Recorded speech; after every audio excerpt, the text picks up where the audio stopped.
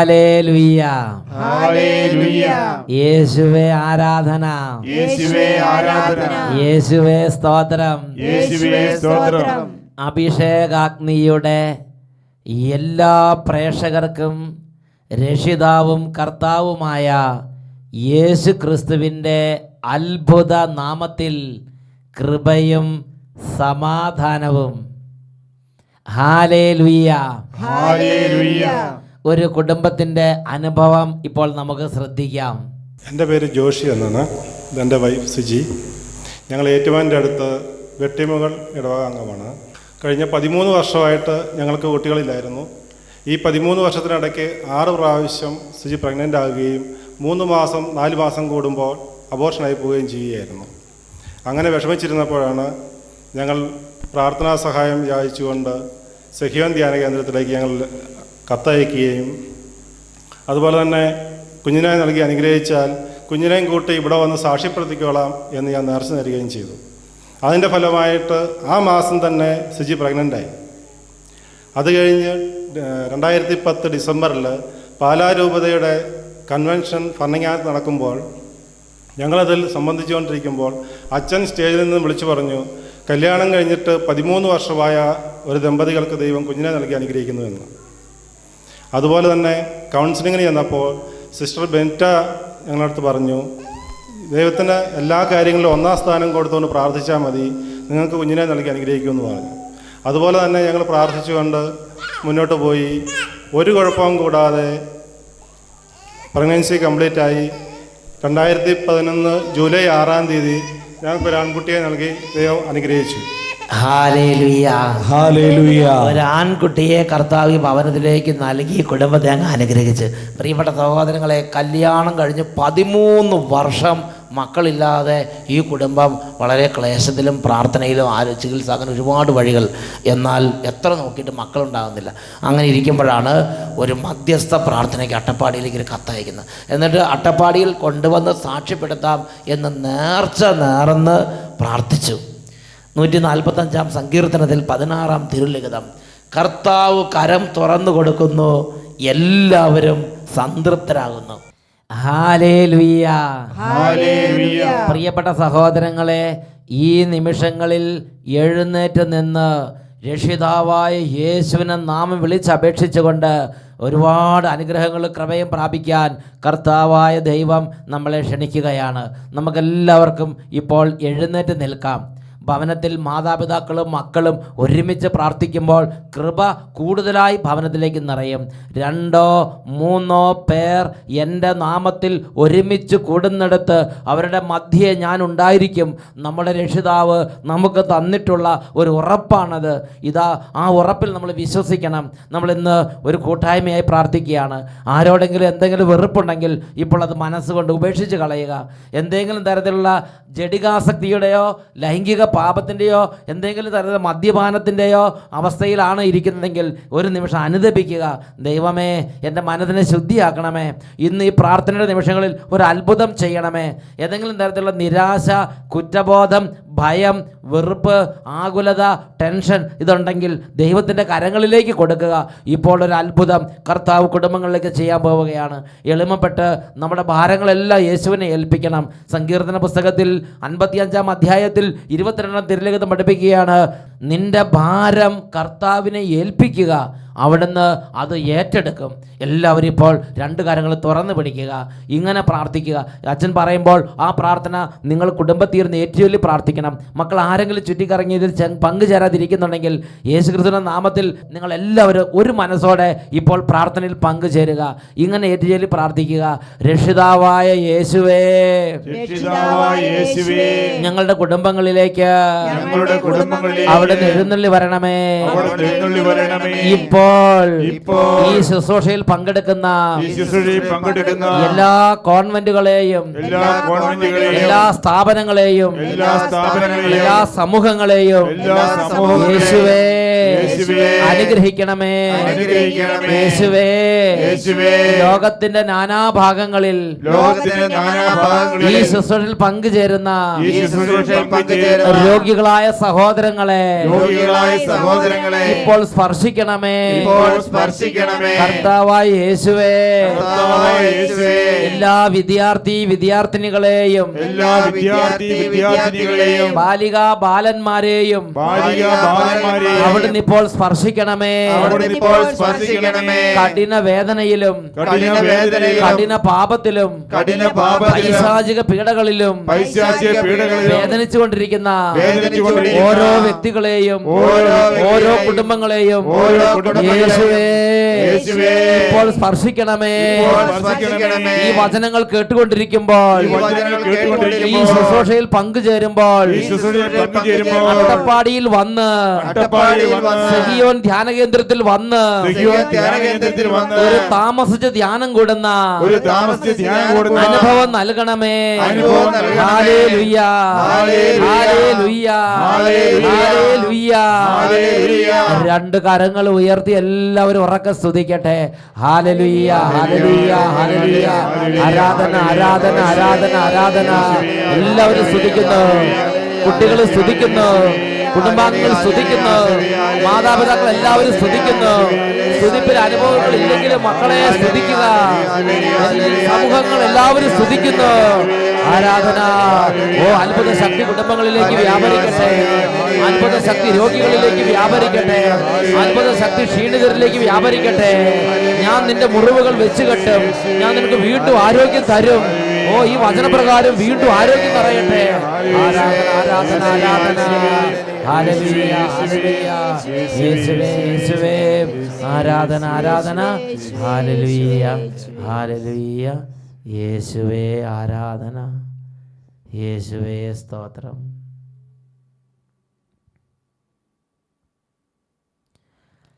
Hallelujah, hallelujah.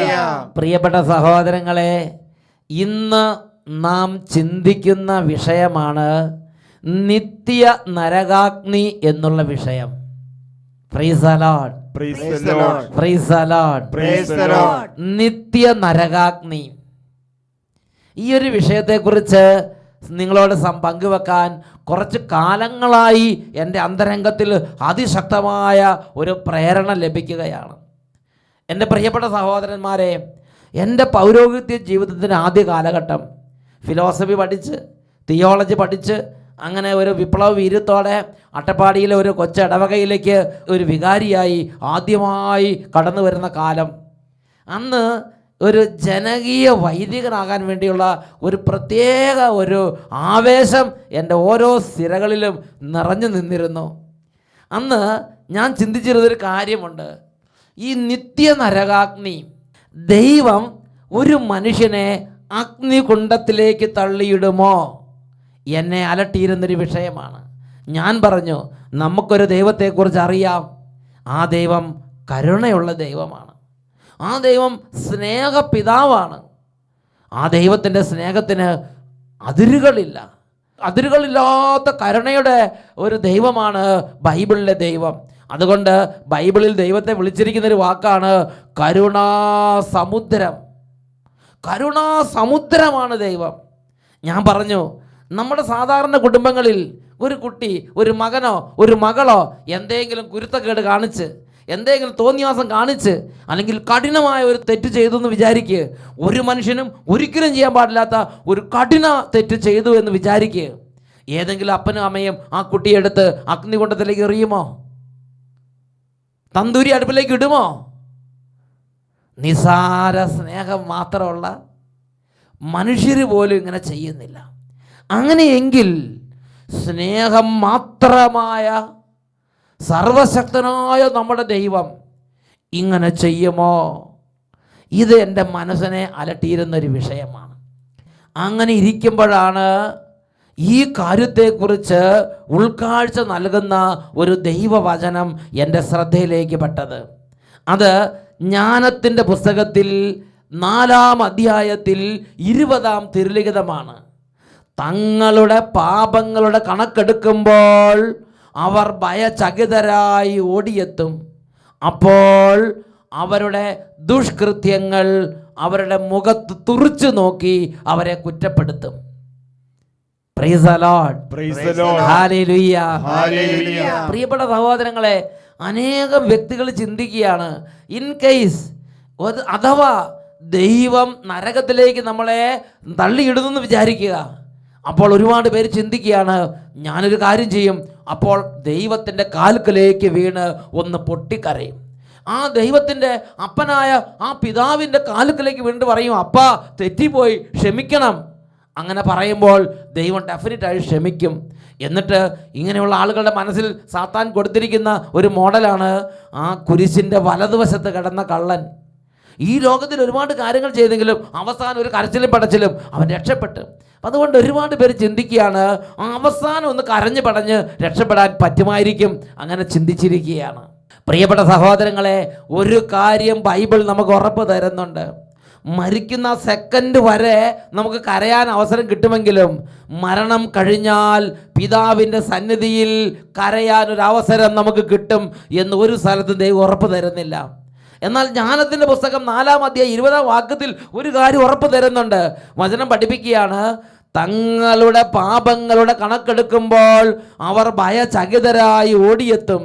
അപ്പോൾ അവരുടെ ദുഷ്കൃത്യങ്ങൾ അവരുടെ മുഖത്ത് തുറിച്ചു നോക്കി അവരെ കുറ്റപ്പെടുത്തും. അങ്ങനെ കുറ്റപ്പെടുത്തുന്ന സമയത്ത് ചിലപ്പോൾ ചില ആളുകൾ ഒരു പുതിയ അടവെടുക്കും. എന്താ അടവെന്നറിയോ? അവർ പറയും, അയ്യേ ഇതൊന്നും ഞാൻ ചെയ്തതല്ല, ഇതൊക്കെ ആര് ചെയ്തതെന്ന് ആർക്കറിയാം. ഇങ്ങനെ കൈ കഴുകുന്ന ഒരു പ്രകൃതം, ഒരു രീതി, ഈ ഭൂമിയിൽ ഒരു രീതി ചിലപ്പോൾ ചിലർ അവലംബിക്കും. അപ്പോൾ ആ സമയത്ത് പ്രിയപ്പെട്ട സഹോദരൻ, ദൈവത്തിൻ്റെ വചനം മറ്റൊരു കാര്യം നമുക്ക് വെളിപ്പെടുത്തി തരുന്നുണ്ട്. ജ്ഞാനത്തിൻ്റെ പുസ്തകത്തിൽ 4-ാം അധ്യായത്തിൽ 6-ാമത്തെ വാക്യത്തിൽ ദൈവത്തിൻ്റെ വചനം ഒരു കാര്യം വെളിപ്പെടുത്തി തരുന്നുണ്ട്. ദൈവം ന്യായവിചാരണ നടത്തുമ്പോൾ അവിഹിതമായ വീഴ്ചയുള്ള സന്താനങ്ങൾ മാതാപിതാക്കൾക്കെതിരെ തിന്മയുടെ സാക്ഷികളായി ഇറങ്ങി വരും. ദൈവം ന്യായവിചാരണ നടത്തുമ്പോൾ അവിഹിതമായ വീഴ്ചയിലുള്ള സന്തതികൾ മാതാപിതാക്കൾക്കെതിരെ തിന്മയുടെ സാക്ഷികളായി ഇറങ്ങി വരും. പ്രിയപ്പെട്ട ദൈവമക്കളെ, ഈ ഒരു വചനങ്ങളെ ഇതുപോലെ ഒരുപാട് വചനങ്ങൾ വിശുദ്ധ ലിഖിതങ്ങളിൽ നൽകപ്പെട്ടിട്ടുണ്ട്. ഈ വലിയൊരു പുസ്തകത്തിൽ, ഈ സത്യവേദ പുസ്തകത്തിൽ ഇങ്ങനെ നിരവധി വെളിപാടുകൾ മരണത്തിൻ്റെ നിമിഷങ്ങളുടെ വിധിയെക്കുറിച്ചും നിത്യനരകാഗ്നിയെക്കുറിച്ചും വെളിപ്പെടുത്തപ്പെട്ടിട്ടുണ്ട്. ഈ പ്രബോധനങ്ങളെല്ലാം ക്രോഡീകരിച്ച് കത്തോലിക്കാ സഭ തൻ്റെ ഔദ്യോഗികമായ പ്രബോധനത്തിൽ ദൈവമക്കളെ പഠിപ്പിക്കുന്നുണ്ട്. ഈ പുസ്തകം കത്തോലിക്കാ സഭയുടെ ഔദ്യോഗികമായ മതബോധന ഗ്രന്ഥമാണ്. Catechism of the Catholic church, കത്തോലിക്കാ സഭയുടെ മതബോധന ഗ്രന്ഥം. ഇത് ഇന്ത്യയിൽ മാത്രമല്ല, എല്ലാ രാജ്യങ്ങളിലും, അമേരിക്കയിലും സ്വിറ്റ്സർലൻഡിലും ജർമ്മനിയിലും ഓസ്ട്രേലിയയിലും എല്ലാ ഭൂഖണ്ഡങ്ങളിലും എല്ലാ രാജ്യങ്ങളിലും സഭ ബേസിക്കായി പഠിപ്പിക്കുന്ന ദൈവവചനങ്ങളുടെ പ്രബോധനങ്ങളാണ് ഈ പുസ്തകത്തിൽ കൊടുത്തിട്ടുള്ളത്. ഈ പുസ്തകത്തിൽ 1035-ാം ഖണ്ഡികയിൽ സഭ ഇതിനെക്കുറിച്ച് പറയുന്നത് വളരെ ക്ലിയറായി നമുക്ക് കിട്ടുന്നുണ്ട്. എനിക്കിതിനെക്കുറിച്ച് കൺഫ്യൂഷൻ വരാൻ വേറൊരു കാര്യം കൂടെ ഉണ്ട്. ഞാൻ ഈ ജനകീയ വൈദിക കാലം അപ്പോൾ ജർമ്മനിയിൽ വർക്ക് ചെയ്യുന്ന ചില വൈദികരുമായി പരിചയപ്പെട്ടു. അപ്പോൾ ഇവിടുന്ന് കേരളത്തിൽ നിന്ന് പോയി ജർമ്മനിയിൽ വർക്ക് ചെയ്യുന്ന ആ വൈദികരുമായി പരിചയപ്പെട്ട് കഴിഞ്ഞപ്പോൾ ആ വൈദികരിത് അവരുടെ അനുഭവത്തിൽ നിന്ന് ഷെയർ ചെയ്യുകയാണ്. ആ പ്രദേശത്ത് അങ്ങനെയുള്ള രാജ്യങ്ങളിൽ ചിലപ്പോൾ ഈ നരകത്തെക്കുറിച്ചും ശുദ്ധീകരണ സ്ഥലത്തെക്കുറിച്ചും സ്വർഗത്തെക്കുറിച്ചും വ്യക്തമായ കാഴ്ചപ്പാടില്ലാതെ അതിനെക്കുറിച്ച് അവ്യക്തതയിലാണ് പലരും ഇരിക്കുന്നത്.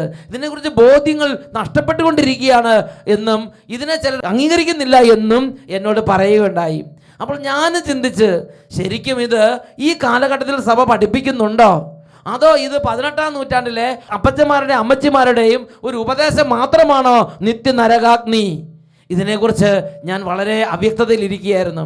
അപ്പോഴാണ് ഈ പുസ്തകം കത്തോലിക്കാ സഭയുടെ മതബോധന ഗ്രന്ഥം എനിക്ക് എൻ്റെ കയ്യിൽ കിട്ടിയത്. അതിൽ 1035-ാം ഖണ്ഡിക അവിടെ പഠിപ്പിക്കുന്നത് ശ്രദ്ധിക്കുക. നരകത്തിൻ്റെ അസ്തിത്വത്തെയും അതിൻ്റെ നിത്യതയെയും സഭയുടെ പ്രബോധനം സ്ഥിരീകരിക്കുന്നു. മാരക പാപത്തിൻ്റെ അവസ്ഥയിൽ മരിക്കുന്നവരുടെ ആത്മാക്കൾ മരിച്ചാൽ ഉടനെ നരകത്തിലേക്ക് പതിക്കുന്നു. അവിടെ അവർ നിത്യാഗ്നിയായ നരക പീഡനങ്ങൾ അനുഭവിക്കും. Price the Lord. Praise the Lord. ഇതിനെക്കുറിച്ച് വീണ്ടും നമുക്ക് ഈ വലിയ പ്രബോധന ഗ്രന്ഥത്തിൽ നമുക്ക് വെളിപ്പെടുത്തലുകൾ കിട്ടിയിട്ടുണ്ട്. അത് 1022 ഖണ്ഡിക. അവിടെ നമ്മൾ വായിക്കുന്നത് എങ്ങനെയാണ്? ഓരോ മനുഷ്യനും തൻ്റെ മരണത്തിൻ്റെ നിമിഷത്തിൽ തന്നെ സ്വജീവിതത്തെ ക്രിസ്തുവിനോട് ബന്ധപ്പെടുത്തി തൻ്റെ അമർത്യമായ ആത്മാവിൽ തൻ്റെ ശാശ്വത പ്രതിഫലം സ്വീകരിക്കുന്നു. ഒരു ശുദ്ധീകരണ പ്രക്രിയയിലൂടെയോ നേരിട്ടോ സ്വർഗത്തിലേക്കുള്ള പ്രവേശനം, അല്ലെങ്കിൽ നേരിട്ടുള്ളതും ശാശ്വതവുമായ ശിക്ഷയിലേക്കുള്ള പ്രവേശനം. Hallelujah, Hallelujah. Hallelujah, Hallelujah. പ്രിയപ്പെട്ട സഹോദരങ്ങളെ, എനിക്ക് ആദ്യം ഒരു ചിന്തയുണ്ടായിരുന്നു, ഇൻ കേസ് ഈ നരകം ഉണ്ടെങ്കിൽ തന്നെ അത് അന്ത്യനാളിൽ അവസാനത്തെ ആ സമയത്തായിരിക്കും നരകത്തിലേക്ക് നിബന്ധിക്കുക എന്ന്. എന്നാൽ സഭ വളരെ ഡെഫിനറ്റായി പഠിപ്പിക്കുകയാണ്, ഓരോ മനുഷ്യനും മരിക്കുന്ന നിമിഷത്തിൽ തന്നെ സ്വജീവിതത്തെ ക്രിസ്തുവിനോട് ബന്ധപ്പെടുത്തി ഒരു വിധിയുണ്ട്. നമ്മൾ ചെയ്ത ഓരോ പ്രവൃത്തികൾക്കും നമ്മൾ ന്യായം ബോധിപ്പിക്കേണ്ടി വരും. ഒരു ന്യായവിധിയുണ്ട്. ഇതെന്തുകൊണ്ടെന്ന് ചോദ്യമുണ്ടാവും. നമ്മുടെ ജീവിതത്തിൽ ഓരോ കാര്യങ്ങളും ന്യായപീഠത്തിന് മുമ്പിലേക്ക് കൊണ്ടുവരും. മരിക്കുന്ന സെക്കൻഡിൽ തന്നെ നമുക്ക് ഒരു വിധിയുണ്ട്. അതിൻ്റെ പേരാണ് തനത് വിധി. ആ വിധിയിൽ ഒരു വ്യക്തി നേരിട്ട് സ്വർഗപ്രവേശനത്തിന് യോഗ്യതയുള്ള അവസ്ഥയിലാണെങ്കിൽ അപ്പോൾ തന്നെ പറുദീസയിൽ ദൈവജനമായി രൂപാന്തരപ്പെടുന്നു. എന്നാൽ ഒരു ശുദ്ധീകരണം ആവശ്യമുണ്ടെങ്കിൽ ആ വ്യക്തി ഒരു ശുദ്ധീകരണ പ്രക്രിയയ്ക്ക്, ഒരു അന്തിമ ശുദ്ധീകരണത്തിന് വിധേയമാകുന്നു. ആ സ്ഥലത്തിൻ്റെ പേരാണ് ശുദ്ധീകരണ സ്ഥലം. ഈ അന്തിമ ശുദ്ധീകരണത്തിനെയാണ് സഭ ശുദ്ധീകരണ സ്ഥലം എന്ന് പറയുന്നത്. അങ്ങനെ ശുദ്ധീകരണ സ്ഥലത്തിൽ അന്തിമ ശുദ്ധീകരണത്തിന് ശേഷം ദൈവദർശനത്തിന് യോഗ്യത പ്രാപിച്ചു കഴിയുമ്പോൾ അദ്ദേഹം സ്വർഗത്തിലേക്ക് സ്വീകരിക്കപ്പെടുന്നു. എന്നാൽ മരിക്കുന്ന സമയത്ത് 100% മാരകമായ പാപാവസ്ഥയിലാണ് ഇരിക്കുന്നതെങ്കിൽ ആ വ്യക്തിയെക്കുറിച്ച് പറയുകയാണ്, തൽക്ഷണം ശാശ്വതവും നേരിട്ടുള്ളതുമായ നിത്യനരകാഗ്നിയിലേക്ക് ആ ആത്മാവ് നിബന്ധിക്കും. ഈ വചനം കേട്ടുകൊണ്ടിരിക്കുന്ന പ്രിയ സഹോദര, പ്രിയ സഹോദരി, നീ ഒന്ന് ചിന്തിക്കണം. നിന്റെ ആത്മാവ്, നീ ഇന്നും മാരക പാപത്തെ, ഒരു പാപം, ഒരു കൃത്യം, ഒരു പ്രവൃത്തി തെറ്റാണ് എന്നറിഞ്ഞിട്ടും അതിനെ മുറുകെ പിടിച്ച് ഞാൻ ഇത് ചെയ്യും എന്ന് പറഞ്ഞ് മുന്നോട്ട് പോയിക്കൊണ്ടിരിക്കുകയാണെങ്കിൽ, മദ്യപാനം തെറ്റാണെന്ന് അറിഞ്ഞിട്ട് മുറുകെ പിടിച്ചുകൊണ്ടിരിക്കുകയാണെങ്കിൽ അതൊരു മാരക പാപത്തിൻ്റെ അവസ്ഥയാണ്.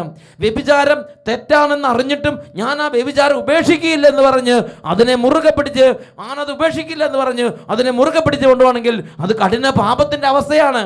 അതാണ് റോമാലേഖനത്തിൽ 1-ാം അധ്യായം 32-ാം തിരുലിഖിതം. ഇത്തരം കൃത്യങ്ങൾ ചെയ്യുന്നവർ മരണാർഹരാണ് എന്ന ദൈവകൽപ്പന അറിഞ്ഞിട്ടും അവർ അപ്രകാരം ചെയ്യുന്നു. മാത്രമല്ല, അങ്ങനെ ചെയ്യുന്നവരെ അംഗീകരിക്കുകയും ചെയ്യുന്നു. അങ്ങനത്തെ ആളുകൾ ലോകത്തിലുണ്ട്. അങ്ങനെ മാരകഭാവത്തിലാണെങ്കിൽ സഭ പഠിപ്പിക്കുകയാണ്, നേരിട്ടുള്ളതും ശാശ്വതവുമായ ശിക്ഷയിലേക്ക് നിബന്ധിക്കും. അതിനെക്കുറിച്ച് വീണ്ടും മറ്റൊരു പ്രബോധനം സഭ നമുക്ക് നൽകുന്നത് 1034-ാമത്തെ ഖണ്ഡികയിലാണ്. അവിടെ നമ്മൾ വായിക്കുന്നത് എങ്ങനെയാണ്? വിശ്വസിക്കാനും മാനസാന്തരപ്പെടാനും ജീവിത അവസാനം വരെ വിസമ്മതിക്കുന്നവർക്ക് വേണ്ടി കരുതി വച്ചിട്ടുള്ള ശമിക്കാത്ത അഗ്നിയുടെ സ്ഥാനമായ ഗേഹന്നയെ പറ്റി യേശു കൂടെ കൂടെ പറയുന്നുണ്ട്. ആത്മാവും ശരീരവും നഷ്ടപ്പെടുന്ന സ്ഥലമാണത്. പ്രിയപ്പെട്ട സഹോദരങ്ങളെ, വിശ്വസിക്കാനും മാനസാന്തരപ്പെടാനും ജീവിത അവസാനം വരെ, അവസാനത്തെ സെക്കൻഡ് വരെ പാപത്തെ വിടാതെ പാപം മുറുകെ പിടിച്ച് ജീവിച്ചാൽ ആ വ്യക്തി കഠിന പാപത്തിൻ്റെ അവസ്ഥയിലാണ് മരിക്കുന്നത്. അവസാനം വരെ അനുദപിക്കാൻ തോന്നുന്നില്ല, അവസാനം വരെ കുമ്പസാരിക്കുന്നില്ല, അവസാനം വരെ ദൈവത്തിൽ വിശ്വസിക്കുന്നില്ല, അവസാനം വരെ യേശുവിൽ വിശ്വസിക്കുന്നില്ല, അവസാനം വരെ മാനസാന്തരപ്പെടുന്നില്ല, അവസാനം വരെ പാപം ഉപേക്ഷിക്കുന്നില്ല. അങ്ങനെ പാപത്തിലും അന്ധകാരത്തിലും കഠിനമായ ഹൃദയാവസ്ഥയിലും മരിക്കുമ്പോൾ, അങ്ങനെ പാപം ഉപേക്ഷിക്കാതെ മരിക്കുന്ന വ്യക്തി മാരക പാപത്തിൻ്റെ അവസ്ഥയിലാണ് മരിക്കുന്നത്. ആ അവസ്ഥയെക്കുറിച്ചാണ് 1035-ാം ഖണ്ഡിക പഠിപ്പിക്കുന്നത്. നരകത്തിൻ്റെ അസ്തിത്വത്തെയും അതിന് നിത്യതയോടെയും സഭയുടെ പ്രബോധനം സ്ഥിരീകരിക്കുന്നു. മാരക പാപത്തിൻ്റെ അവസ്ഥയിൽ മരിക്കുന്നവരുടെ ആത്മാക്കൾ മരിച്ചാൽ ഉടനെ നിത്യ നരകാഗ്നിയിലേക്ക് നിബന്ധിക്കുന്നു. അവിടെ അവർ നിത്യാഗ്നിയായ നരക പീഡനങ്ങൾ അനുഭവിക്കും. എന്നിട്ട് സഭ പഠിപ്പിക്കുകയാണ്, നരകത്തിലെ പ്രധാന ശിക്ഷ ദൈവത്തിൽ നിന്നുള്ള എന്നേക്കുമായ വേർപാടാണ്. ദൈവത്തിൽ മാത്രമാണല്ലോ മനുഷ്യന് ജീവനും ജീവിതവും സന്തോഷവും ഉണ്ടാകുന്നത്. അതിനു വേണ്ടിയാണ് അവൻ സൃഷ്ടിക്കപ്പെട്ടത്. അതാണ് അവൻ ആഗ്രഹിക്കുന്നതും.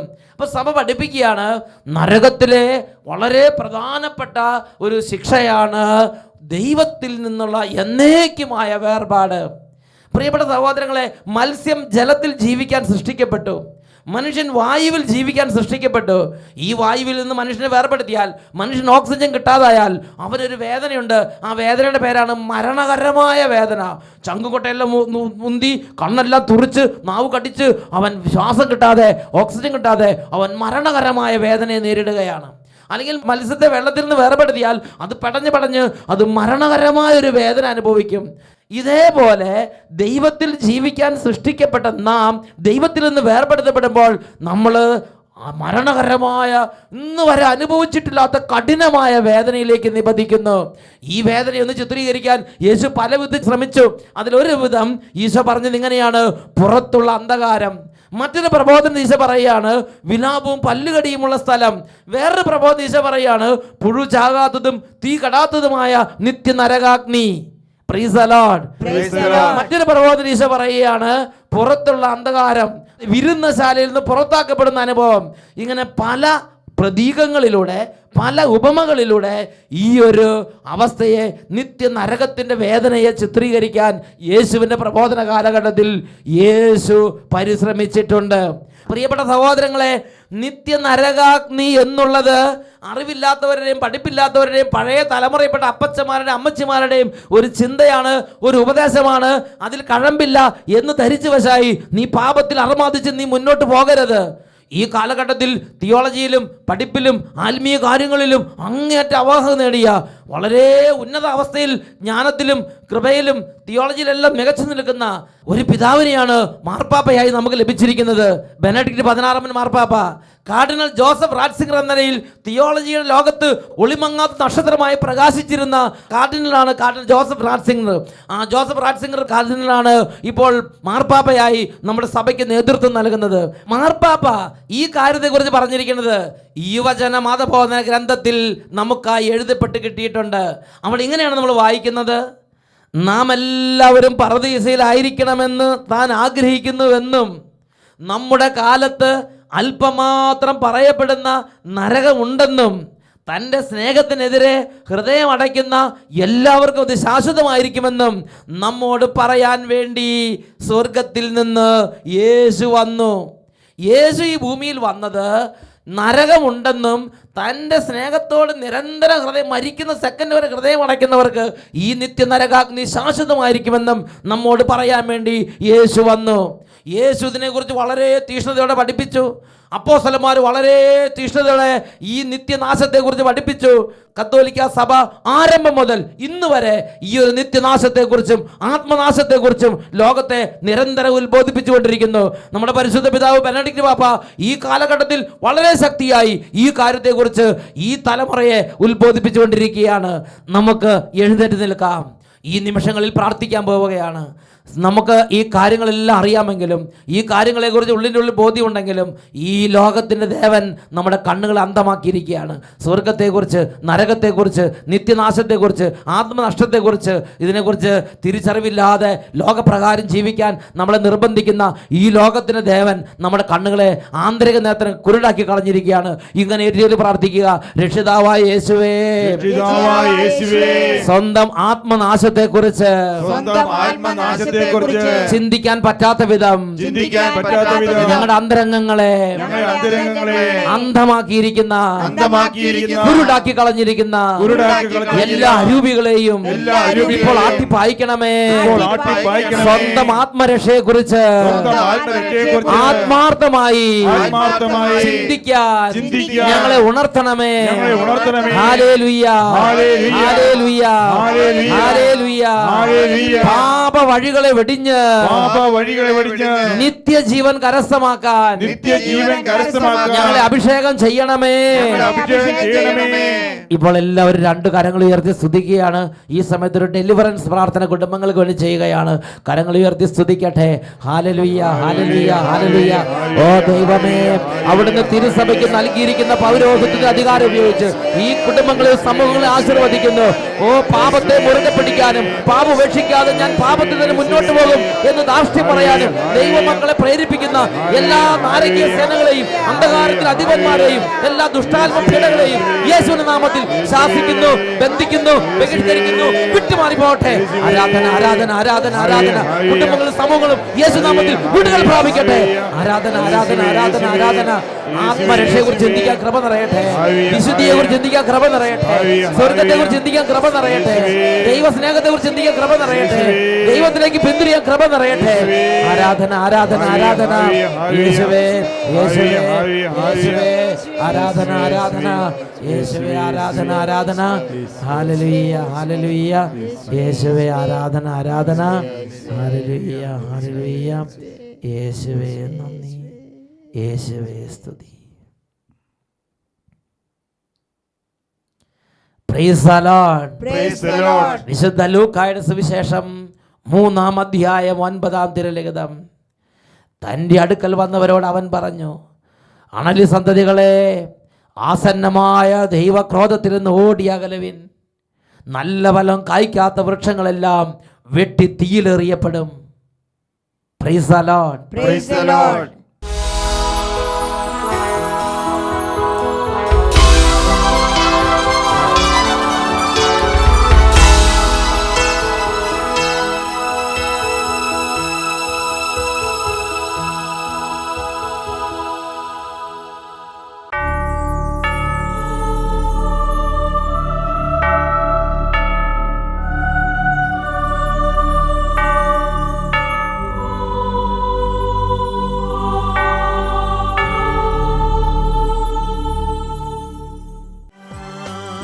പ്രിയപ്പെട്ട സഹോദരങ്ങളെ, രക്ഷിതാവായ യേശുവിങ്കൽ എളിമപ്പെടുന്നവർക്ക്, അവിടുത്തെ നാമം വിളിച്ചപേക്ഷിക്കുന്നവർക്ക് അവൻ്റെ നാമത്തിൽ വലിയ കൃപകളും വലിയ സ്വർഗീയ സമ്പത്തും പിതാവായ ദൈവം വർഷിക്കും. ഇപ്പോൾ ഓരോരുത്തരും ആയിരിക്കുന്ന അവസ്ഥയിൽ യേശുവിനെ വിളിക്കുക. രോഗികൾ ഇപ്പോൾ ഹൃദയം നുറുങ്ങി വിളിക്കുക. തകർന്നിരിക്കുന്ന ഹൃദയത്തോടെയുള്ളവർ യേശുവിനെ വിളിക്കുക. കഠിന പാപത്തിൻ്റെ അടിമത്തിൽ കിടക്കുന്നവർ, തഴക്കദോഷങ്ങളിൽ കിടക്കുന്നവർ യേശുവിനെ ഉറക്കെ വിളിക്കട്ടെ. രണ്ട് കരങ്ങൾ ഉയർത്തി ഉറക്കെ വിളിക്കുന്നു, യേശുവേ, യേശുവേ, യേശുവേ. എല്ലാവരും യേശുവിനെ വിളിക്കുന്നു. കുടുംബങ്ങളെല്ലാം യേശുവിനെ വിളിക്കുന്നു. സമൂഹം യേശുവിനെ വിളിക്കുന്നു. പ്രിയ മക്കളെ, ഇത് സ്വർഗം അനുഗ്രഹിക്കുന്ന നിമിഷം. കാലങ്ങളാൽ ബന്ധനങ്ങൾ അഴിയുന്നു, അന്ധകാര കോട്ടകൾ തകരുന്നു, പൈശാചിക പീഡകൾ വിട്ടുമാറിപ്പോകുന്നു. ആരാധന യേശുവേ, ആരാധന യേശുവേ, യേശുവേ.